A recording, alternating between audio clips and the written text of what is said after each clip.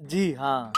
अगर आप आधा कप गेहूं के आटे में नमक, चिली फ्लेक्स, सेसमी सीड्स, धनिया और पानी डाल के इसका आटा लगा दो। नहीं दोस्तों, इसमें थोड़ा और पानी, हल्दी और गरम तेल डाल के इसको अच्छे से फेंटो।